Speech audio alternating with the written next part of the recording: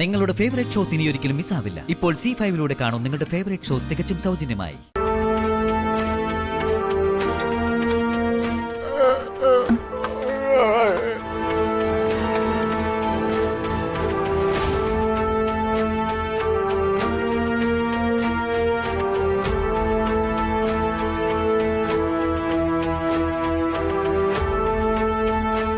എന്നെ കാണുമ്പോൾ മുഖം വീർപ്പിച്ച് രോഷം പ്രകടിപ്പിക്കുന്നവളാണ് വന്ദന. ഇന്നൊന്നും നോക്കുന്നത് പോലും ഇല്ലല്ലോ. ഇവൾക്ക് കാര്യമായിട്ട് എന്തോ പറ്റിയിട്ടുണ്ട്. ക്ഷേത്രത്തിലെ പൂജ കഴിഞ്ഞ് വന്ന പിന്നെ വന്ദനയാകെ മൂഡൌട്ടിലാണ്. എന്തു പറ്റി മോളെ? ഒന്നുമില്ല അച്ഛാ. കുറച്ച് വൈകിട്ടാണേലും വന്ദനമോളുടെ വിവാഹം ഉറച്ചില്ലേ? അധികം വൈകാതെ വിവാഹവും നടക്കും.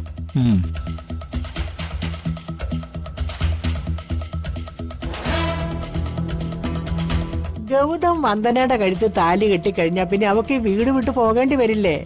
നമ്മളെയൊക്കെ പിരിയുന്ന കാര്യം അവളെ അലട്ടിക്കൊണ്ടിരിക്കുന്നത്. അതിന്റെ മൂഡ് ഓഫാ അല്ലേ മോളെ?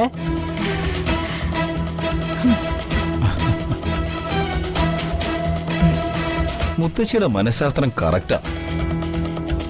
ചേച്ചി ഇപ്പൊ അലട്ടുന്ന പ്രശ്നം താലിയ.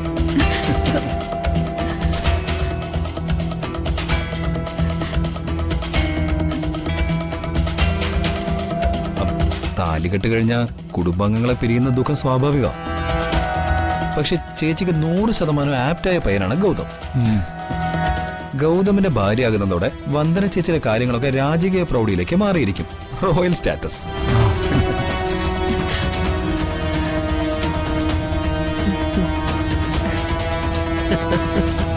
ഏത് കാര്യവും പെട്ടെന്ന് ഗ്രഹിച്ചെടുക്കാനുള്ള ഒരു പ്രത്യേക കഴിവ് വന്ദനേച്ചിക്കുണ്ട്. പത്രപ്രവർത്തകനായ ഗൗതമിന്റെ ഭാര്യ ആവുന്നതോടെ ചേച്ചി ഒരു ജേർണലിസ്റ്റായി മാറിയിരിക്കും.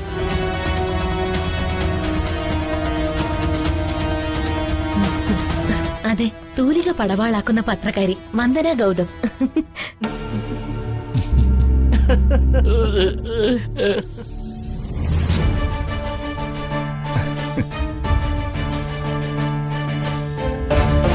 ഇക്കാര്യത്തിലെ അളിയന്മാർക്ക് അഭിപ്രായമൊന്നുമില്ലേ?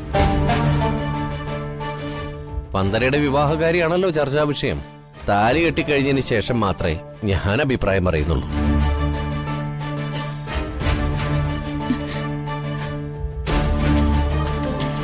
ഞാനും അങ്ങനെ തന്നെയാ.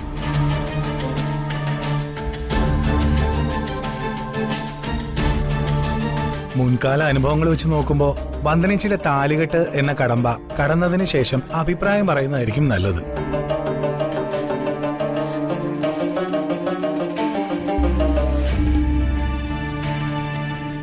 കാര്യങ്ങൾ ഇത്രയ്ക്കായിട്ടും സഹോദരങ്ങൾ ഇങ്ങനെ തലതിരിവ് കാണിക്കുന്നത് പരമ കഷ്ടമാ.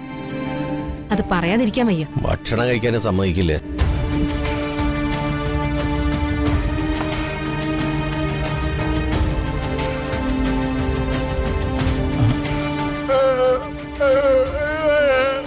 ആ